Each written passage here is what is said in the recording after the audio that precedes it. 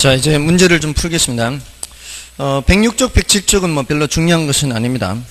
107쪽에 기출문제 하나 정도 풀어보겠습니다. 이 10년에 한 번 정도 출제되는, 지가고 문제입니다. 이번에 문제를 보시면, 합리적 지가 수준을 넘는 지가 상태를 지가고라 한다면, 이러한 지가고의 폐단이라고 할 수 없는 것은 1번에 공공용지의 취득을 위한 보상 가격이 높아져 공공기관의 재정부담이 커진다. 요거는 옳은 표현인데요. 요거는 이제 정부 입장에서 생길 수 있는 폐단입니다. 다음에 2번은 산업용지의 높은 가격은 생산품 가격에 증가된다고 보는 견해가 있다. 자, 요것은 기업 입장에서죠. 정부, 기업, 다음에 3번은 가게 입장에서. 자, 이런 것들을 이제 경제 주체라고 해요. 그 경제 주체별로 그런 이제 문제점들이 있을 수 있습니다. 2번은 산업용지의 높은 가격이 생산품 가격에 증가된다. 기업 입장에서 그렇고요. 그다음에 3번은 가게 입장에서 택지 취득이 필요한 수요자가 취득하기가 어려워지고요. 그다음에 토지 투기를 촉진하는 요인이 되기도 하죠. 그래서 4번까지는 다 맞고요. 5번이 정답이죠. 부동산 개발회사의 수익성을 높여 경기 부양에 도움이 된다. 말도 안 되는 거죠. 5번이 틀렸고요. 다 기출문제들입니다. 이게 기출문제를 보면은 사실 중급, 하급의 문제만 맞춰도요, 합격하는 데는 사실 지장이 없죠. 당연한 게 3대 4대 3으로 이렇게 출제되는 편이니까 난이도 높은 게 30%, 중급 40%, 하급 30% 이렇게 되니까 중하만 해도 70점이 나오는 거잖아요. 그러니까 굳이 어려운 것에 승부 걸 필요가 없거든요. 그러니까 출제되는 문제를 난이도 높은 거 버리고 푼다, 이런 생각으로 풀면 돼요. 근데 그게 난이도가 높은 놈인지 낮은 놈인지를 파악을 못하면 이제 그게 안 되는 거죠. 근데 그게 파악이 안 된다는 얘기는 그렇죠. 공부를 안 했기 때문에. 공부를 한 사람들이면 중급은 이제 왜 그 애들도 보면은 저놈이 나보다 센 놈인지 약한 놈인지 보이잖아요. 그러니까 센 놈 같으면 꼬리 내리잖아요, 싸울 때. 이게 안 보이면 이제 안 되는 거고, 이게 안 보이면은 이제 싸우다가 터지기도 하고 막 이렇게 되는 거죠. 그러니까 시험 문제에서 그게 안 보이면 이제 대들다가 터지는 거죠. 그러니까 공부를 하면은 어려운 문제인지 쉬운 문제인지 알 수 있어요, 공부를 한 사람들은. 그럼 이거 잘 모르겠다 하면 그냥 지나가면 되는 거예요. 뭔 소리인지 모르겠다 하면은. 그렇게 하면은 합격률이 정말 훨씬 더 올라갈 겁니다. 그런 이제 이 시험 치는 요령도 필요하다, 이 말이죠. 자, 이제 108쪽으로 넘어가서 1번 문제는 뭐 별로 그렇게 중요도가 높지는 않은데 한 번 정도만 체크하는 거예요. 자, 여기 이제 공무원들이 많이 사는 동네인데, 공무원들이 어떤 정책을 이제 세워서 이렇게 보고를 하고 하잖아요, 위에. 그럴 때 제일 먼저 나타나는 게 문제 인식이에요. 어떤 문제가 생겼구나, 이렇게 문제 터졌구나 그러잖아요. 그럼 어떻게 하는가 하면은 정보를 수집해야 돼요. 그래서 산하단체라든가 관련 이제 민간 단체라든가 이런데 막 자료 협조 요청을 해요. 자료 협조. 자료 좀 달라고. 지금 어떤 실태를 파악을 해야 되니까. 그런 문제가 발생한 실태를 파악하려면 뭐가 있어야 돼요? 정보가 있어야 돼요. 정보 수집 분석을 하고요. 그 다음에 대안의 작성 및 이제 평가를 해요. 대안을 작성해야 돼요. 그러니까 주로 하는 게 이제 사무관급에서 하는 거예요. 이런 것들을 과장급 이하 사무관급에서 이런 거를 대안을 작성하고 평가를 해요. 그러고 나서 이제 보고를 하죠. 국장급한테 보통 보고를 해요. 국장급한테 보고를 하면 이제 대안을 선택을 하는 거죠. 국장이 몇 가지 중에서 자, 이거 해봐라 그러면은, 그러면 이제 정책을 집행하고 나중에 평가를 하게 되는 거죠. 뭐 그냥 물 흘러가듯이 그냥 하면 되는 거죠. 굳이 외울 필요도 없고요. 근데 이제 2번부터가 이제 본론이죠. 자, 2번 보겠습니다. 정부의 부동산 시장 개입과 관련된 설명 중 틀린 것은 1번에 정부의 시장 개입의 이유는 정치적 기능과 경제적 기능을 수행하기 위한 것이며, 정부의 시장 개입의 정도는 시대적 상황에 따라 다르죠. 어떤 시대적 상황이냐에 따라 뭐 많이 개입할 수도 있고 덜 개입할 수도 있고 그렇습니다. 다음에 사회적 목표를 달성하기 위해 시장에 개입하는 것은 정치적 기능에 해당하며, 사회적 목표는 주로 형평성이 되며 효율성이 될 수도 있다.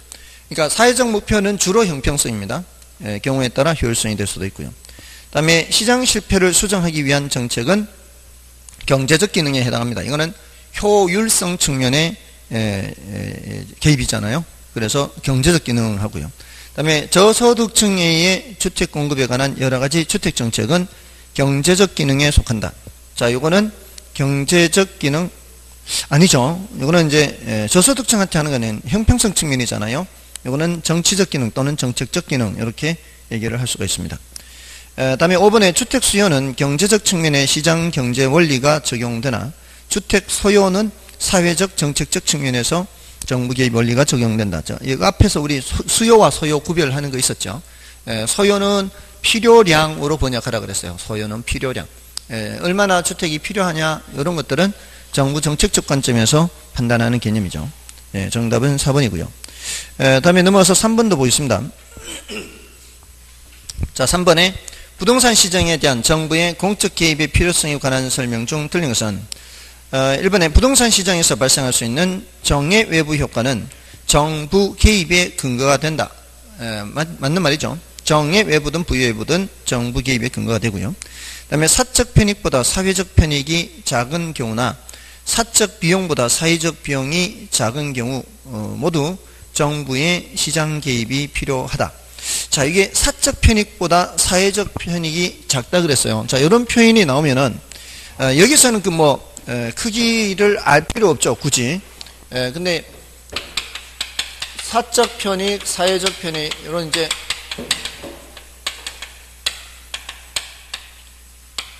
뭐가 더 적다 돼 있어요? 사회적 편익이 더 적다라고 돼 있죠. 사적 편익보다 사회적 편익이 작은 경우나 이렇게 돼 있잖아요. 이거는 정의 외부를 말하는 건지 부의 외부를 말하는 건지도 좀 알 필요가 있어요. 지금까지는 이거 가지고 직접 대놓고 정의 외부인지 부의 외부인지를 묻지는 않았어요. 이런 경우나 또는 반대의 경우도 정부가 개입할 필요는 있다라고 대답해야 되거든요. 이게 이퀄일 때만 정부가 개입할 필요가 없어요. 이퀄일 때는 개입할 필요가 없는데 이럴 때는 개입할 필요가 있다. 이 정도까지만 출제가 됐어요. 이게 정의 외부의 부의 외부예요. 보통 이 정의 외부는 편익 측면에서 많이 얘기를 하는데 그 편익이 어떤 게 더 큰 거예요? 사회적 편익이 더 큰 거예요. 이게 나만 얻는 편익이 있는 게 아니라 다른 사람도 얻는 편익이 있다는 얘기 아니에요. 이게 정의 외부거든요. 그러니까 정의 외부를 중심으로 기억을 하시고 근데 사회적 편익이 더 작다 이렇게 되면 이거는 부의 외부란 얘기예요. 아시겠죠? 그러니까 비용 측면에서는 부의 외부에서는 비용 측면에서 기억하는 게 더 쉽다 그랬어요. 사적 비용이 더 커요? 사회적 비용이 더 커요? 사회적 비용이 더 크잖아요. 이 환경을 오염시킨다거나 이러면은 추가적인 비용이 발생하잖아요. 그 오염을 이제 제거하려면은 그래서 부의 외부의 경우에는 사회적 비용이 더 큰데 정의 외부의 경우에는 사회적 비용이 더 작다 이렇게 되거든요. 그러니까 어느 한쪽 측면에서 기억을 해두시고 부등호 방향이 반대로 돌아갈 때는 이제 반대쪽이다 이렇게 기억하는 게 좋습니다.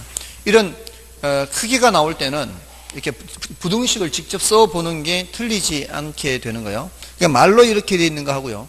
직접 부등식을 보는 거 하고는 차이가 있어요. 그래서 이렇게 해놓고 판단하시기 바라고요. 그래서 이 경우든 저 경우든 그러니까 정의 부의 외부의 경우나 정의 외부의 경우나 모두 뭐가 필요한 거예요? 시장 개입이 필요한 거죠. 그 다음에 공공재는 비배제성으로 인한 무임승차 문제 때문에 그 생산과 소비를 시장에 맡기는 경우 적정량보다 적게 생산되는 거죠. 그래서 맞고요. 그 다음에 시장 실패를 수정하기 위한 정부의 개입은 자원 배분의 효율성을 증대시키므로 시장에 대한 정부의 개입은 항상 정당하다. 자, 이거 틀렸죠? 정부가 항상 이렇게 개입해야 하는 것은 아니죠. 시장 자율 조절 기능에 맡기는 방법도 있어요. 그래서 4번 틀렸고요. 그 다음에 정부의 비대칭성으로 인한 역선택, 도덕적 현상은 자원 배분이 비효율적이 되게 한다. 맞죠? 시장 실패 원인인 거죠. 다음에 넘어가시면은 시장 실패 중에서도 외부 효과가 많이 출제된다 그랬죠. 그래서 그 4, 5, 6 전부 다 외부 효과인데 5번, 6번을 풀어보겠습니다. 4번은 여러분이 보시고요. 자, 5번에 부동산 시장에서 나타나는 외부 효과에 대한 다음 설명 중 틀린 것은 1번 정의 외부 효과란 어떤 경제 주체의 행동이 타인에게 의도하지 않는 혜택을 주면서도 그 대가를 받지 않는 효과를 말한다. 맞죠? 그 다음에 부의 외부 효과란 어떤 경제 주체의 행동이 타인에게 의도하지 않는 손해를 주면서도 그 대가를 지불하지 않는 효과를 말하는 거고요. 다 맞죠? 그 다음에 정의 외부 효과는 외부 경제라고도 합니다. 함께 표현을 알아두셔야 되고요. 그 다음에 생산 과정에서 외부 경제를 발생시키는 재화를 시장에 맡길 경우 적정량보다 적게 생산되죠. 적게 생산되는 비효율이 발생합니다. 그리고 부의 외부 효과는 외부 불경제라고도 하죠. 생산 과정에서 외부 불경제를 발생시키는 재화를 시장에 맡길 경우 적정량보다 많이 생산되죠. 다 맞는데요. 5번이 틀렸나요? 정의 외부 효과를 발생시키는 재화의 경우에는 정부의 개입이 불필요하지만 부의 외부 효과를 발생시키는 재화의 경우에는 정부의 개입이 필요하다. 모두 다 필요는 하다 그랬죠. 모두 다 필요는 하다. 다만 반드시 개입해야 되느냐? 이런 것은 그렇지는 않다. 정답은 5번이고요. 그 다음에 6번에 부동산의 외부 효과에 대한 설명이다. 틀린 것은 1번에 사립학교의 설립, 구 건물의 리모델링 등에 의해 긍정적 외부 효과가 발생한다. 맞죠? 정의 외부란 말이죠. 그 다음에 부의 외부 효과란 거래 당사자의 행위가 시장기구를 통하지 않고 요거는 이제 대가를 주거나 받지 않고 있어버리죠. 제3자에게 미치는 불리한 효과 맞고요. 그 다음에 외부 효과는 시장의 실패를 발생시키는 요인이 되며 외부 효과 문제는 정부의 도움이 없이 자체적으로 해결할 수도 있다.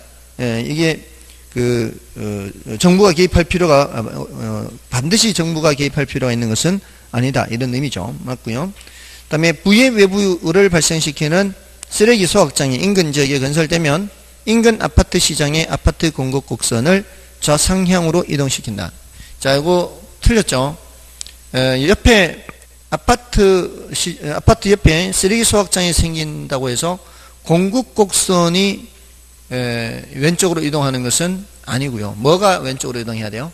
수요 곡선이 왼쪽으로 이동하는 거죠. 공급 곡선이 왼쪽으로 이동하려면 그 공급 결정 요인에 영향을 미쳐야 돼요. 생산 요소 가격이 변한다거나 생산 기술 수준이 변한다거나 이런 것들이 변해야 공급 곡선이 변하는 거거든요. 그러니까 이 공급 곡선이 왼쪽으로 변하지는 않습니다.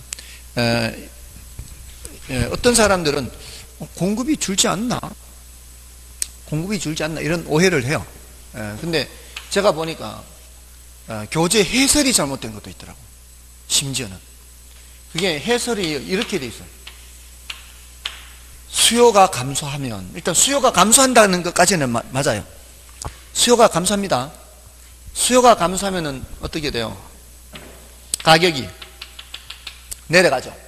가격이 내려가기 때문에 공급량이 주는 거예요. 공급 곡선이 이동하는 게 아니라 공급량은 줄어요. 공급량은 주는데 그게 공급 곡선 자체가 이동해서 주는 게 아니라 수요가 줄어드니까 가격이 하락하니까 그래서 공급량이 줄어드는 것이지 공급 곡선 자체가 이동해서 줄어드는 것이 아닌 거예요. 근데 해설을 그렇게 잘못한 것도 있어요. 시중 이 모의고사에 그저 해설에. 그러니까 오해를 한 거죠. 공급량이 줄기는 주는데 수요가 감소해서 가격이 하락해서 공급량이 주는 걸 가지고 공급 곡선이 왼쪽으로 이동한다. 이렇게 잘못 해설한 것도 있어요. 아무튼 그렇게 해설하면 안 돼요.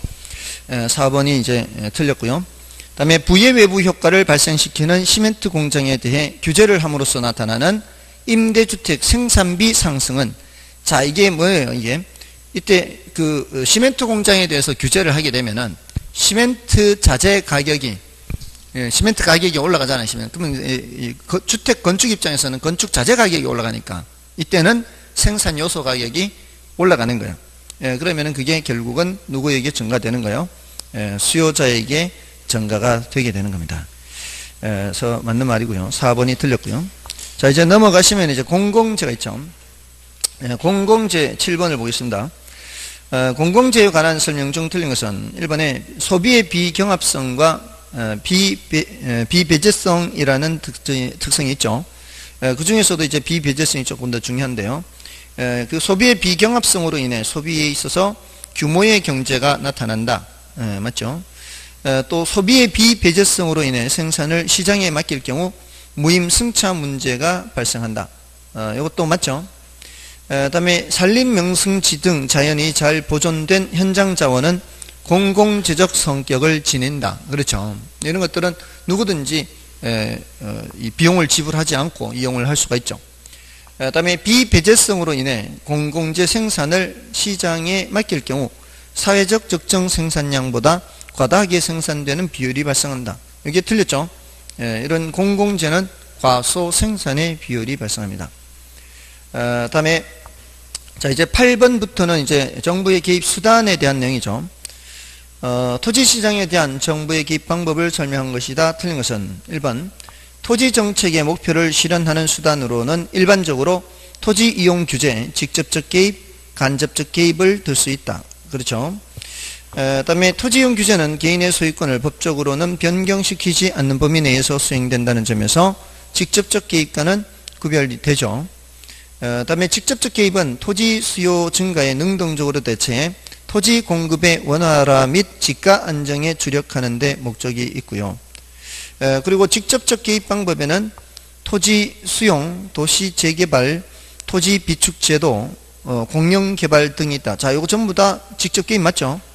5번이 틀렸나요? 간접적 개입은 수요 및 공급자의 역할을 수행함과 동시에 토지 시장의 원활한 기능을 제한하는 요인들을 줄이기 위한, 이게 틀렸죠? 앞부분 때문에. 간접적 개입이라고 해놓고 수요 및 공급자의 역할을 수행함과 동시에, 여기 틀렸죠? 수요 및 공급자의 역할을 수행하는 것은 직접 개입이지 않습니까? 그래서 틀렸고요. 대체로 이 개입 수단에 대한 문제는 굉장히 쉽게 출제됐어요. 그냥 요거 단지 직접 개입, 간접 개입 요거 항목들 비교해서 속하느냐 속하지 않느냐 요 정도로 출제가 됐고요. 9번은 이제 여러분이 봐주시고 10번은 이 토지은행 제도, 토지 비축 제도잖아요. 요거는 이제 11번, 10번, 11 토지 비축 제도에 대해서는 조금 더 해두셔야 돼요. 근데 10번, 11번 두 가지죠. 두 가지인데 10번은 여러분이 봐주시고요. 11번을 보겠습니다. 토지은행 제도에 대한 설명이다. 틀린 것은 장래의 공공용지 수요에 대비하기 위하여 정부가 미리 토지를 확보하는 제도로서 토지 비축 제도라고도 하죠. 이 미리 싼 가격에 토지를 매입함으로써 지가 상승으로 인한 이익을 사회에 환원할 수 있는 장점이 있다. 그죠? 미리 쌀 때 사두잖아요. 그럼 땅값이 올라가더라도 그것이 정부의 귀속이 되죠. 그래서 맞고요. 그다음에 비축을 위한 매입 시점과 개발을 위한 매각 시점 사이에 토지를 관리하여야 하는 문제가 발생한다. 그렇죠. 잘못 관리하면은 이게 불법 점유 현상이 나타날 수가 있습니다. 그다음에 비축 토지의 용도가 불분명한 상태에서 매입할 경우에는 정부가 투기자 역할을 하는 경우가 있죠. 자, 여기에 관점 중에 하나지 않습니까? 그다음에 5번은 토지 수용 제도에 비해 계획적인 이용을 할 수 없는 단점이 있다. 자, 그렇지는 않죠. 계획적 이용을 할 수가 있죠. 5번이 틀렸는데요. 자, 이게 토지 비축 제도는 우리나라에서 지금 시행하고 있는 거예요? 그렇지 않은 거예요? 우리나라에서 시행하고 있는 거예요? 토지은행 제도 시행하고 있어요? 누가 하고 있어요?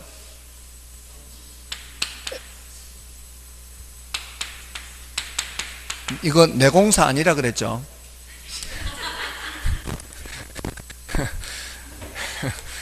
LH 공사에서 하는 거요. LH 공사에서 담당하고 있어요. LH 공사에서 토지은행이라는 계정을 두고 하고 있습니다. 이게 공공개발용도 있고요. 수급 조절용 해서 이렇게 비축을 하고 있어요. 공공개발용 비축. 이게 공익사업을 위한 거잖아요. 이거는 토지시장의 안정을 위해서. 혹시라도 뭐 땅값이 많이 올라가고 이럴 때는 정부가 땅을 내놓는, 그러면 이제 토지 가격을 안정시킬 수가 있어요. 자, 요 차이점은 얘는 수용이 가능해요. 얘는 수용이 불가능해요. 이 공공이란 단어 때문에 그렇습니다. 공공개발 목적으로는 수용을 통해서 비축할 수도 있어요. 근데 수급조절용으로는 수용을 할 수는 없어요. 물론 이제 협의매수는 다 당연히 되는 거예요. 협의매수, 여기도 협의매수, 여기. 또 선매 아시죠? 선매. 선매 들어보셨어요? 선매 어디서 나오는 얘기예요? 선매 들어보셨어요? 어디서 나오는 얘기예요? 중개사법에서 나왔나요? 토지거래 허가구역에서 시군구장이 허가권자인가요? 공시법은 다들 안 배우시나요? 여기는 이제 1차만 다들 하셔서 토지거래 허가구역에서 허가권자가 시군구청장 아닌가요? 맞죠? 시군구장의 허가를 아직 받지 않은 상태에서 계약을 하게 되면은 민법상 그게 유동적 무효라고 배우지 않았나요? 예, 그게 민법에서도 나오잖아요. 민법에서도. 자, 그런데 허가권자가 허가를 하려고 받더니만 앞으로 여기에다가 운동장을 지을 계획이에요. 공설운동장을. 공설운동장을 지을 땅인데 지금 이 개인 간의 거래를 허가해달라고 지금 신청을 했다 이 말이에요. 근데 허가를 해주면은 그 땅 사가지고 그 뭐 건물 짓거나 뭐 이런 좀 이렇게 이용을 해버리면 나중에 또 다시 수용을 해야 될 거 아니에요. 그러면 어차피 거기에다가 지금 그 공설 운동장 지을 땅인데 그렇게 할 거면 미리부터 갖고 있는 사람이 A가 B한테 땅을 팔든 A가 그 시나 군 지방자치단체에게 팔든 얘는 파는 거는 똑같잖아요. 여기 팔든 얘한테 팔든. 그러니까 허가를 해주지 않고 내가 살게. 내가. 이게 뭐예요? 선매. 됐나요? 합리적인 제도죠. 허가를 하기 전에 혹시 이 땅이 어떤 땅인지를 보고 나중에 내가 어차피 사용해야 될 땅 같으면은 하는 거죠. 또는 뭐 한국토지주택공사에게 팔도록 한다거나 국가에게 팔도록 한다거나 그렇게 하는 겁니다. 여기 이제 비축을 그렇게 하고 있는 거예요. 자, 근데 여기에 장단점이 있단 말이에요. 장단점. 이건 따로 이렇게 정리를 좀 해야 돼요. 토지비축제도는 한 3번 정도 이렇게 출제가 되죠. 10년 동안. 장점은 뭐예요? 미리 갖고 있기 때문에 있을 수 있는 장점. 단점은 미리 갖고 있기 때문에 있을 수 있는 단점이에요. 미리 갖고 있으면 미리 갖고 있다는 얘기가 쌀 때 사두는 거잖아요. 쌀 때 사두기 때문에 개발 이익이 발생하더라도 누구 거예요? 정부로 환수가 되는 거예요. 그리고 쌀 때 미리 갖고 있으니까 나중에 필요할 때 바로바로 공급을 할 수가 있죠. 저렴하게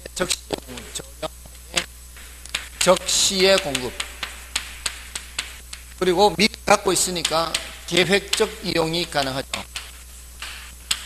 미리 갖고 있다라는 점이에요. 쌀 때 미리 갖고 있다. 그러니까 계획적으로 사용을 할 수 있는 거죠.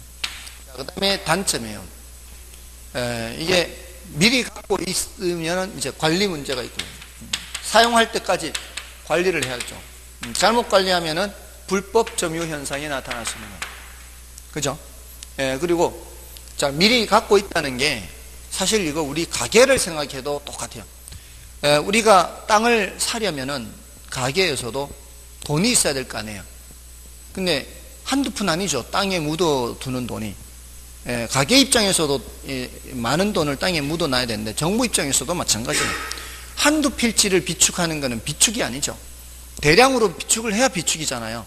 그러면 그 많은 땅을 민간에서 사가지고 오려면은 많은 돈이 필요하죠. 그 돈이 묶여 있어야 돼요. 그건 가게도 마찬가지지만. 그러니까 정부가 막대한 매입 비용이 묶여 있어야 돼요. 막대한 비용. 그 다음에 마지막이 이게 직접 개입이라는 데서 나오는 거예요. 직접 개입이잖아요. 직접 개입으로서 정부가 수요자 역할을 하는 거예요. 멀쩡한 시장에 큰 손이 와가지고 토지를 매입하기 시작하면은 땅값이 들썩들썩 투기를 줘요. 됐나요? 이런 제 장단점을 비교를 해 두시면 돼요. 자, 됐고요. 기출문제에서는 12번하고 그 뒤에 있는 문제를 좀 보겠습니다. 기출문제 이제 별로 어렵지 않아요. 외부 효과에 관한 설명 중 틀린 것은 1번에 외부 효과에는 외부 경제와 외부 불경제가 있고요. 그 다음에 외부 효과는 생산 과정에서 발생하는 경우도 있고 소비 과정에서 발생하는 경우도 있죠. 생산 과정에서 외부 불경제를 발생시키는 재화의 공급을 시장에 맡길 경우 그 재화는 사회적인 최적 생산량보다 과다하게 생산되는 경향이 있다. 이것은 부여외부 과다 생산 맞죠? 그 다음에 외부 효과는 어떤 경제 주체의 경제 활동의 의도적인 결과가 시장을 통하여 다른 경제 주체의 후생에 영향을 주는 것을 말한다. 의도적인 결과가 아니잖아요. 그리고 시장을 통하는 것도 아니죠. 두 군데에서 틀린 겁니다. 그 다음에 토지 이용 행위에서 발생하는 외부 불경제는 토지 이용 규제의 명분이 된다. 맞는 말이고요. 외부 불경제든 외부 경제든 모두 다 토지 이용 규제의 명분이 되죠. 그 다음에 13번은 여러분이 봐주시고요. 14번을 보겠습니다. 공공부문이 직접 공급자나 수요자 역할을 수행하면서 부동산 시장에 개입하는 방법은 했어요. 이 직접 수요 공급자 역할을 하는 게 뭐예요? 이거는 3번이죠. 공영개발 사업 시행. 이런 식으로 이렇게 출제된다 이 말입니다. 됐고요. 그 다음에 이제 토지 정책으로 가셔서는 그 1번 문제에서는 그 4번 지문이 정답이 되도록 해 있죠. 근데 그게 4번 지문이 정답 지문이긴 해도 중요도는 낮아요. 중요도는 낮아서 그럼 뭐 4번 지문에 너무 크게 신경 쓸 필요는 없고요. 오히려 다른 지문을 신경 쓰시면 되고요. 자, 지역지구제에서는 그 2번 문제부터 이제 풀어는 드리는데 일단 그 내용이 지역지구제에서는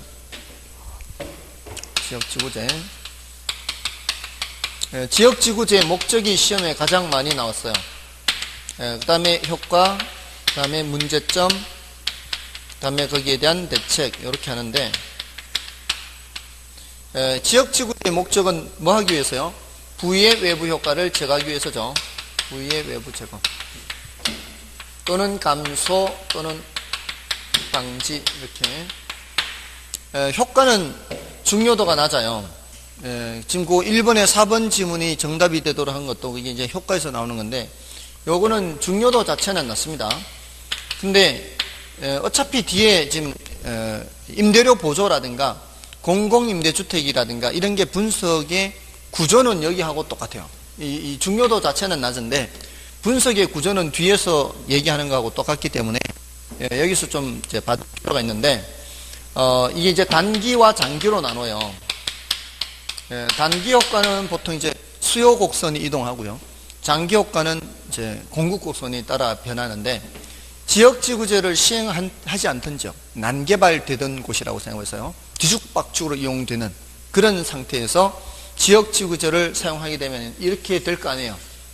이런 게 부의 외부가 제거되는 거예요. 예를 들면 뭐 시멘트 공장을 규제를 한다거나 이런 거하고 똑같은 거, 이런 게 제거가 된다는 거는 그렇게 제거되면은 살기가 좋아질 거 아니에요. 그럼 수요가 어떻게 해요? 수요가 증가할 거 아니에요. 수요가 증가하면 가격이 올라가겠죠. 가격이 올라가면은 기존의 공급자들은 뭐를 얻게 돼요? 초과이윤을 얻게 돼요. 초과이윤을 얻게 되면은 이 사람들이 뭐를 증가시켜요? 공급을 증가시키죠. 공급을 증가시키면은 가격이 내려가서 초과이윤이 사라지게 된다 이거예요. 장기적으로는 결국은 초과이윤이 사라진다는 거예요.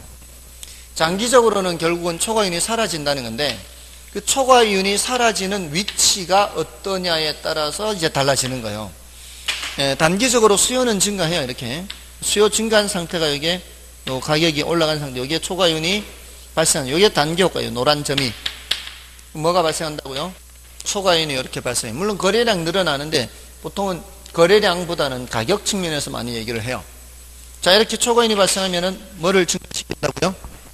공급을 증가시킨다. 공급자들이 공급을 증가시키면은 공급 곡선이 오른쪽으로 이동하죠.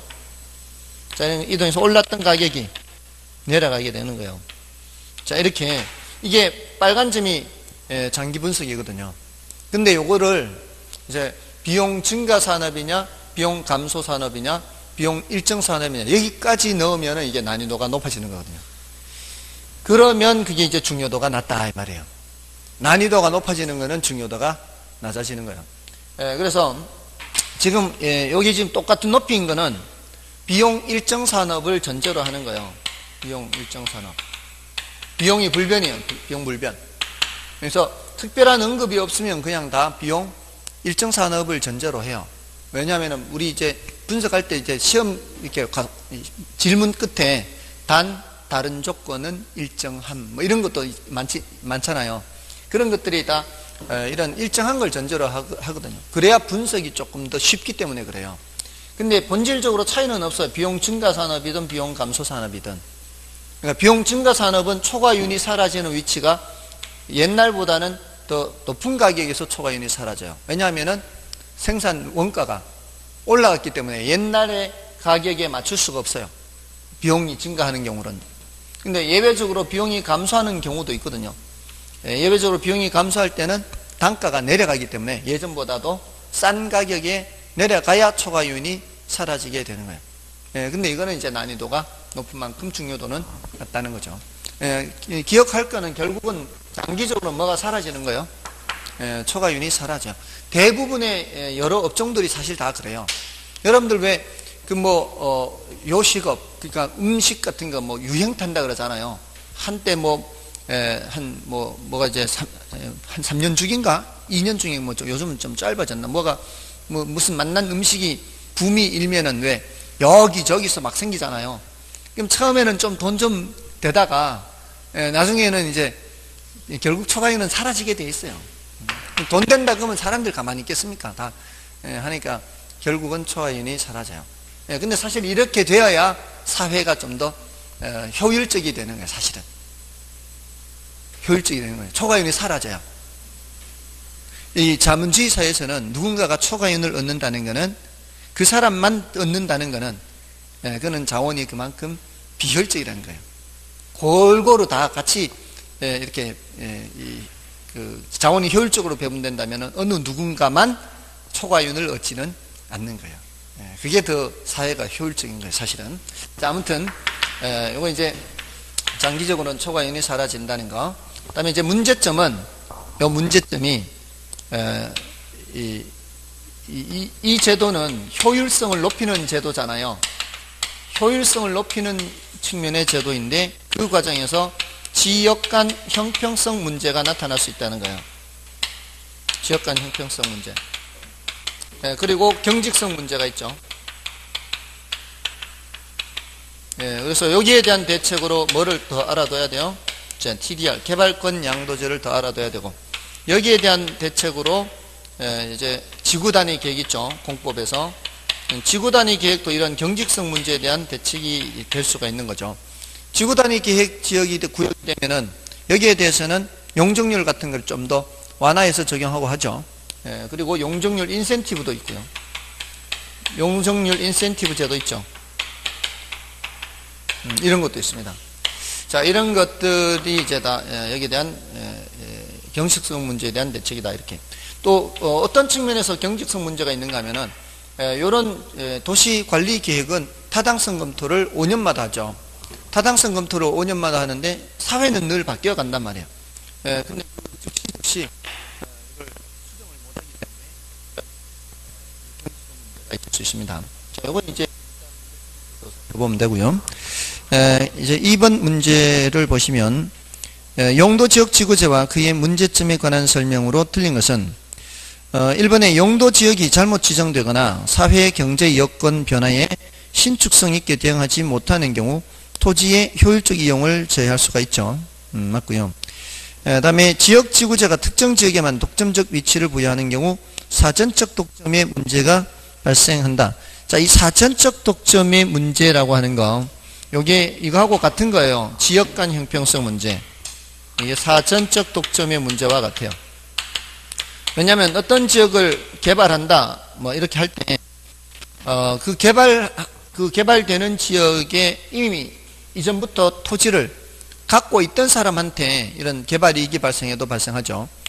나중에 그 땅을 매입해서 들어오는 사람은 이미 땅값이 올라간 상태에서 들어오기 때문에 이런 이제 문제가 없어요. 그래서 사전적 독점의 문제는 이 지역 간 형평성 문제와 같은 의미다 이렇게 보시면 돼요. 다음에 3번에 지역적 특성이 잘 반영되지 못하는 획일적인 규제의 경우 효율적 이용을 저해할 수 있다. 그럴 수 있죠. 이 획일적인 규제도 경직성 문제라고 볼 수가 있습니다. 그 다음에 토지 개발 및 이용이 지나치게 속박되는 지역의 지가를 하락시키고 다른 지역의 지가는 상대적으로 상승시킴으로써 심각한 형평성 문제를 발생시킨다. 자, 이것도 마찬가지 지역 간 형평성 문제 그런 문제고요. 5번이 틀렸죠. 이거 많이 물었어요.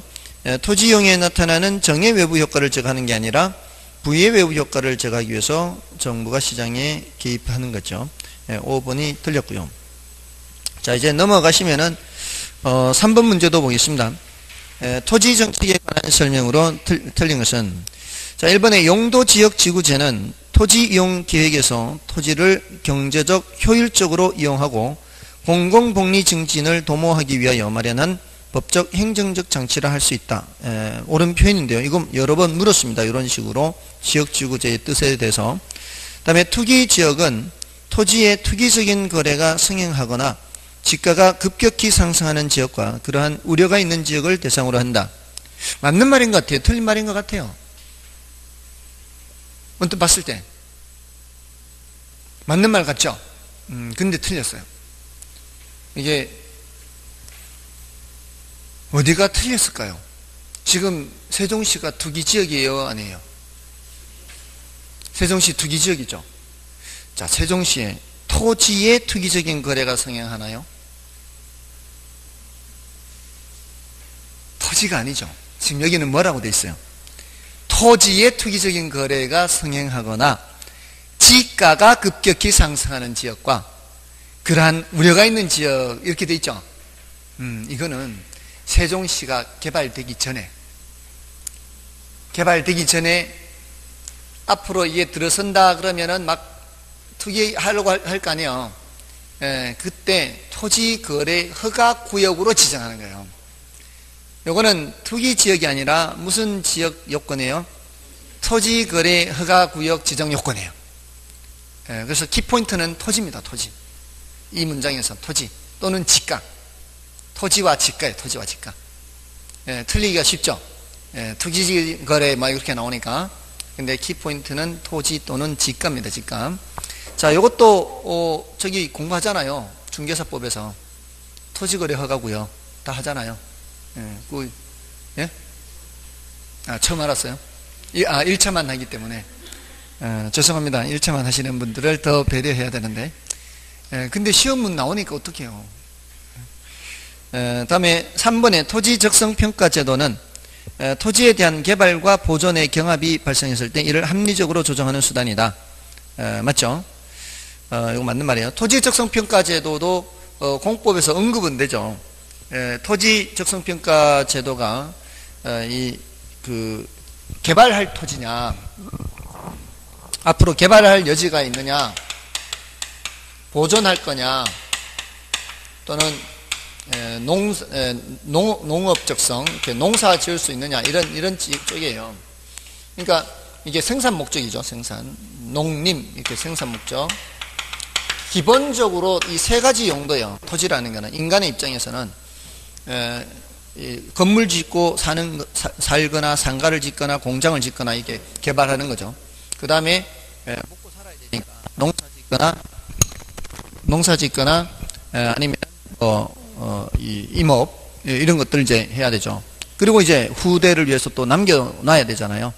기본적으로 이렇게 세 가지죠. 요거 평가하는 게 바로 토지 적성 평가제도예요. 토지 적성 평가.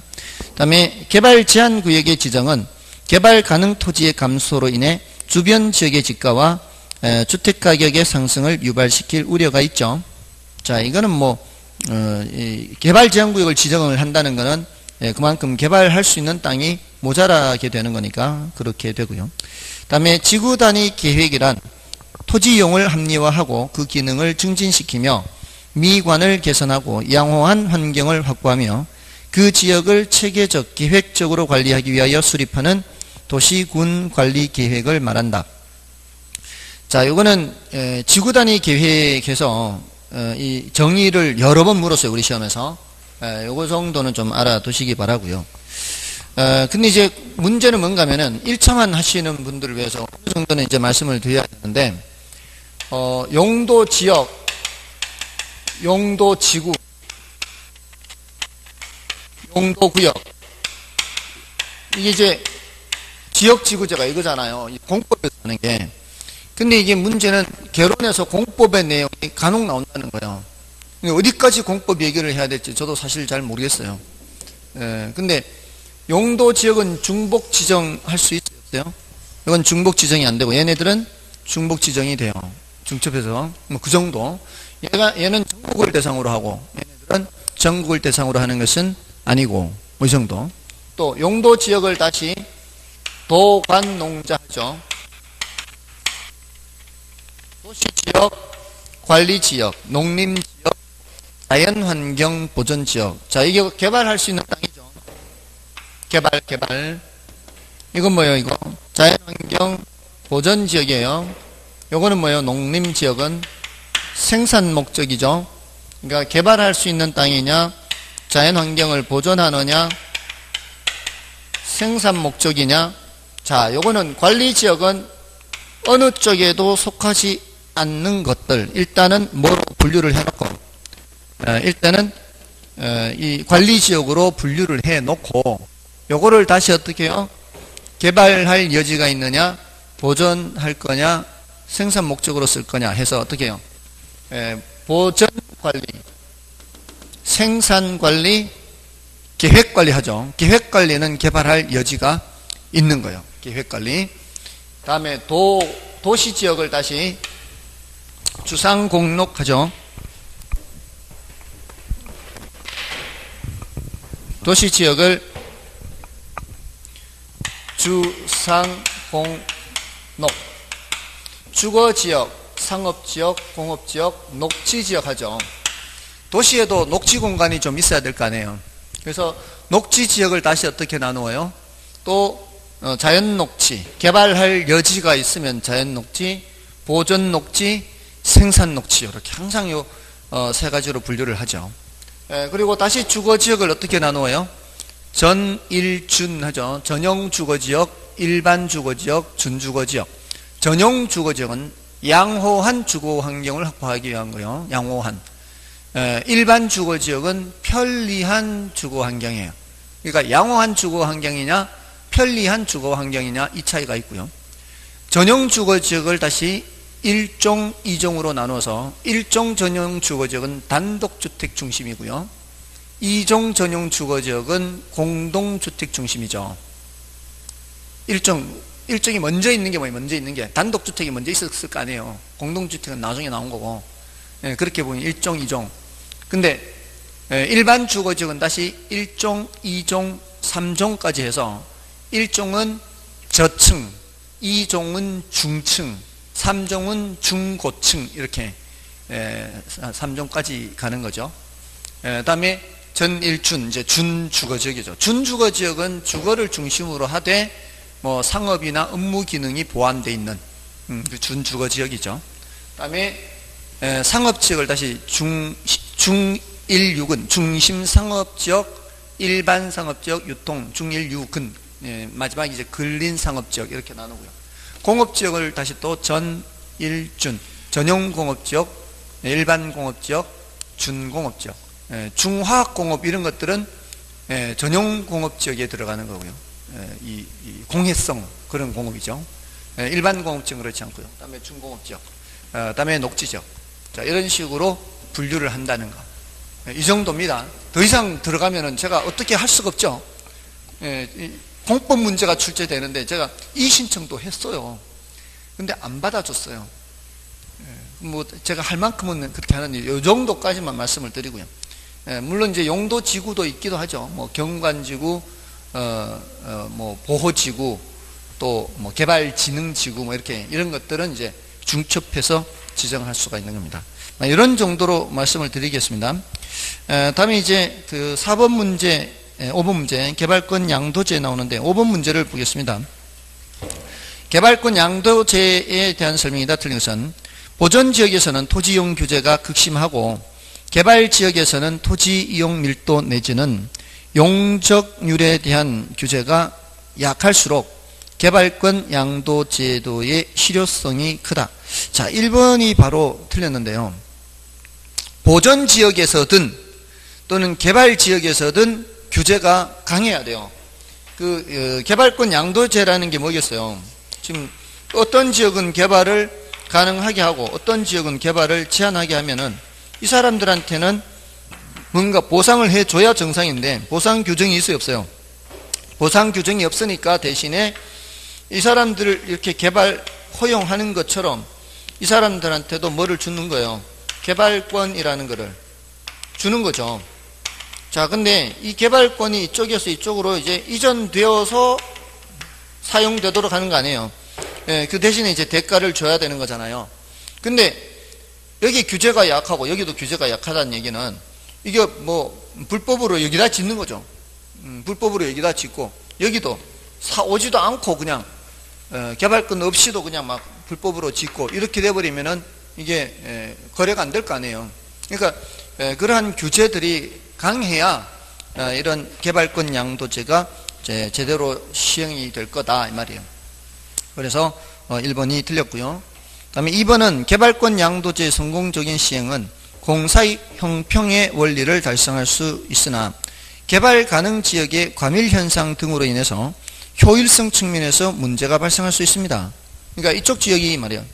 이쪽 지역은 계속해서 이렇게 위로 올라가도록 해야 될 거 아니에요. 그래야 이걸 팔 수가 있잖아요. 그러면 이쪽 지역은 과밀 지역이 될 수 있다고요. 그 기반시설 용량을 초과하거나 뭐 이럴 수가 있다는 거죠.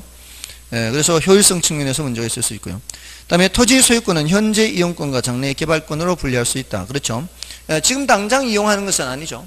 앞으로 이제 저렇게 이용을 하는 거죠. 그 다음에 문화재 보호를 위한 목적으로 실시되었으나 상수원 보호구역이나 군사시설 보호구역 등에도 적용 가능하다. 그렇죠. 미국에서 원래 시행이 됐다고 해요. 미국에서 원래 문화재 보호구역을 지정하기 위해서 시행됐다고 하는데 다른 곳에도 적용할 수가 있는 거죠. 그 다음에 토지 소유권을 사용권, 수익권, 처분권뿐만 아니라 개발권을 포함한 권리집합체로 보며 개발권을 분리 가능하다고 보고 있다. 그렇습니다. 정답은 1번이었고요. 개발권 양도제 시행하고 있어요? 그렇지 않아요? 이거는 시행하고 있지 않은 거죠. 다음에 넘어가시면 이제 좀 잡다한 내용들이 있는데요. 좀 중요도가 높지는 않습니다. 그렇지만 뭐 참고 삼아 이 정도는 좀 알아두시라 뭐 그런 정도의 문제예요. 자, 6번을 보겠습니다. 6번에 우리나라의 토지 관련 제도에 관한 토지 관련 제도에 대한 설명 중 틀린 것은 1번에 토지 공개념은 토지의 공익성과 사회성을 강조하는 개념으로 토지 소유권에 대한 제한 가능성을 인식하려는 사고라고 볼 수 있다. 맞죠? 토지 공개념, 공이라는 게 바로 뭐예요? 소유는 개인이 하고 있다 할지라도 거기에 어떤 제한을 가할 수 있게 하는 게 바로 공개념이죠. 다음에 토지은행 제도는 공공개발에 필요한 토지의 사전 확보를 통하여 공익사업 용지를 원활하게 공급하고 토지 수급 조절을 통해 토지시장 안정에 이바지하며 공공개발에 따른 공공가치의 사유화를 방지하려는 제도이다. 맞죠? 공공개발에 따른 공공가치 사유화를 방지하는 것은 바로 개발이익 환수 기능이 있는 거죠. 아까 개발이익 환수되고 또 아까 요거 공공개발과 수급조절이라고 했죠. 그래서 공익사업 용지를 원활하게 공급, 이건 뭐예요? 공공개발용 비축이고요. 또 토지 수급 조절을 통해 토지시장 안정, 요거잖아요. 요거 이렇게 시행되고 있는 겁니다. 다음에 3번의 개발이익 환수 제도는 토지 소유자가 자신의 노력에 관계없이 지가가 상승되어 현저한 이익을 받은 때에 국가가 그 이익을 환수하는 제도이고요. 개발이익 환수에 관한 법률이 있습니다. 개발이익 환수에 관한 법률에 따라 개발 부담금이라는 게 부과되고 있죠.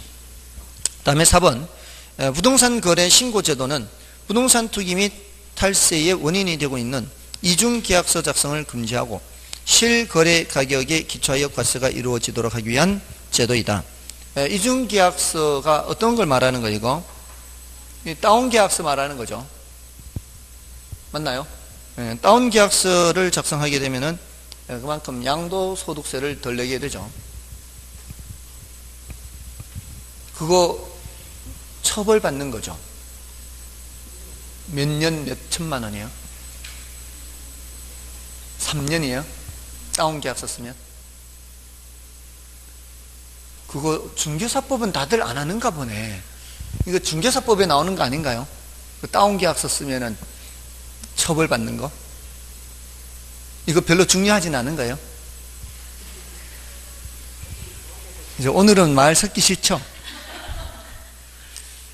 이거 분명히 몇 년 몇 천만 원 나올 텐데.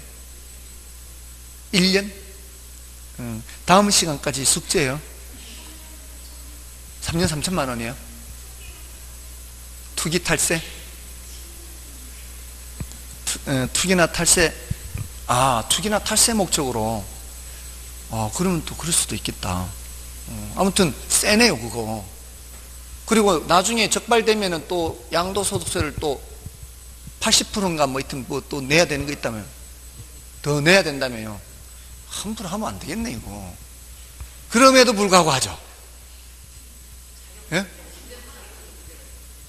그래요? 아무튼 그런 이 부동산 거래 신고제도 이렇게 해서 도입된 거예요 사실은. 다음에 혹시 그거 찌른 사람은 또 보상받는 거 없나요? 꼬지른 사람 돈 받는 거. 그런 게 있으면 더 못할 것 같은데. 아무튼 그렇습니다. 5번이 틀렸죠. 오늘날 소유권은 그 자체가 당연히 사회성을 내포하지 않는 절대적 권리로 이해한다. 그게 아니죠. 이 상대적 권리입니다. 사회성을 갖고 있다고 보는 거죠. 현대 민법에서는 공공복리를 많이 중시하지 않습니까? 그래서 5번이 틀렸고요. 그 다음에 7번은 여러분이 보시고 8번을 보겠습니다. 다음 중 개발이익 환수에 관한 설명 중 틀린 것은 1번에 개발이익이란 개발사업의 시행으로 인하여 정상지가 상승분을 초과하여 사업시행자 또는 토지 소유자에게 귀속되는 토지가액의 증가분을 말한다. 맞죠? 그 다음에 토지 수급의 만성적 불균형 등의 조건하에서 개발이익의 사유화는 투기의 원인이 되며 소득의 격차를 초래하여 계층 간 위화감을 조성할 수 있다. 이것도 맞고요. 그 다음에 개발이익의 환수는 정부의 재정 수입을 늘려 주택이나 택지 확보를 위한 유익한 재원을 공급할 수 있다. 이것도 맞죠. 그 다음에 4번에 개발이익을 환수하는 방법에는 초과매수법, 상쇄법, 직접부가법, 국유화법이 있으며 우리나라는 직접부가법을 채택하고 있어요. 초과매수, 상쇄, 국유화는 안 됩니다. 초과매수는 이런 거예요. 여기가 지금 땅이 필요한데 주변 지역에도 개발이익이 발생하잖아요. 여기에 수용되는 사람들한테는 개발이익을 배제하고 보상금을 줘요. 그러니까 개발이익이 배제가 돼요. 근데 주변에는 땅값이 올라간 채로 자기네들이 개인 간 거래를 할 거니까 개발이익이 환수가 안 되고 있죠. 그래서 개발 부담금이라는 거를 부과는 하는데 이게 그렇게 실적이 좋지는 않아요. 그러니까 어떻게 하는 거예요? 이만큼을 매수하는 거죠. 더 많이. 필요한 거는 여기인데 더 많이 매수하는 거죠. 이걸 초과 매수라 그래요. 근데 이거는 위헌이에요, 위헌. 아까 이거 공공개발 목적으로는 뭐를 할 수 있어요? 수용을 할 수 있는데 공공개발 필요한 건 이 부분이잖아요. 필요하지 않은 것까지 수용하는 거는 있을 수가 없어요. 허용이 안 돼요. 초과 매수 안 되고요. 그 다음에 상쇄법도 안 되는 게, 자, 이렇게 여기 편입되는 땅도 있고 바깥에 땅도 있어요. 바깥에 땅은 땅값 올라갔을 거 아니에요. 물론 안에 또 땅값은 올라갔는데 얘는 개발이익을 배제하고 보상금을 주는데 얘는 땅값 올라갔잖아요. 이거를 어떻게 하는가 하면 상쇄법은 여기에 개발이익을 배제한 상태에서 여기 땅값 올라가는 만큼을 까고 보상 주는 거예요. 까고 상쇄하고. 근데 이것도 우리나라는 안 돼요. 여러분들 공취법 들어보셨죠? 공취법. 그냥 공취법이란 그래요. 공익사업을 위한 토지 등의 취득 및 보상에 관한 법률. 공취법. 그 공취법상 여기는 여기대로 개발이익을 배제하더라도 제대로 보상금을 주고 얘는 얘대로 따로 개발이익을 환수하도록 돼 있어요. 까고 보상하는 거는 있을 수가 없어요. 그래서 이거 위법이에요. 이거 하면 위법. 이거는 위헌, 초과매수 위헌, 상세법 위법, 국유화 말도 안 되죠. 자본주의 사회에서 국유화 있을 수가 없어요. 그래서 할 수 있는 방법은 직접부가법인데 그 직접부가법에 바로 개발부담금이 있다고. 개발부담금. 또 뭐가 있을까? 이거는 비과세적 방법이요. 세금 매기지 않는 방법이고 대표적인 게 양도소득세요. 양도소득세가 꽤 세잖아요. 이거를 통해서 개발이익 발생한 거를 어느 정도 환수를 하는 거죠. 이 개발이익 환수 방법이에요. 다음에 현대자본주의 체제에서는 사유재산제를 인정하므로 개발이익 환수는 위헌 위법의 문제가 있으므로 개발이익의 사유화를 인정해야만 한다. 이 말이 틀렸죠. 5번이 틀렸습니다. 다음에 넘어가셔서 기출문제의 경우에는 9번만 좀 보겠습니다. 토지정책에 관한 설명으로 옳은 것은 1번에 토지정책 수단 중 도시개발사업 토지 수용, 금융지원, 보조금 지급은 직접 개입 방식이다. 지금 여기 간접 개입이 들어가 있잖아요. 지금 금융지원이나 보조금 지급은 간접 개입이잖아요. 앞에 거는 직접 개입이지만 틀렸죠? 이런 식으로 많이 질문한다 이 말이에요. 다음에 이번에 개발권 양도제는 개발사업의 시행으로 이익을 얻은 사업 시행자로부터 불로소득의 증가분, 불로소득적 증가분의 일정액을 환수하는 제도이다. 개발사업 시행으로 인해서 발생하는 이걸 환수하는 것은 개발이익 환수 제도죠. 개발권 양도제가 아니죠. 아까 개발권 양도제는 개발이 제한된 지역의 토지 소유자에게 개발권을 줘서 그것이 이전돼서 사용될 수 있도록 하는 게 개발권 양도제고요. 그 다음에 3번 토지 선매가 나오죠. 자, 토지 선매란 토지거래 허가 구역 내에서 토지거래 계약의 허가 신청이 있을 때 공익 목적을 위하여 사적 거래에 우선하여 국가, 지방자치단체, 한국토지주택공사 등이 그 토지를 매수할 수 있는 제도다. 맞죠? 3번이 맞는 거예요. 그 다음에 토지적성평가제 아까 했죠. 자, 그 4번 지문의 토지적성평가제는 내용이 5번 지문에 있어요. 5번에 내려가면은 토지에 대한 개발과 보존에 문제가 발생했을 때 이를 합리적으로 조정하는 제도가 토지거래 허가제 이렇게 되는 겁니다. 토지적성평가제도요. 그래서 토지거래 허가제 지금 짝이 안 맞죠? 토지거래 허가제는 아까 뭐라 그랬어요? 토지의 투기적인 거래가 승행하거나 지가가 급격히 상승하는 지역과 그러한 우려가 있는 지역에 대해서 토지거래를 허가하는 제도가 토지거래 허가제죠. 그래서 지금 4번, 5번 다 틀리고 3번이 정답이고요. 지금 넘어가시면 이제 그 주택정책이죠. 자, 이거는 좀 쉬고 하겠습니다.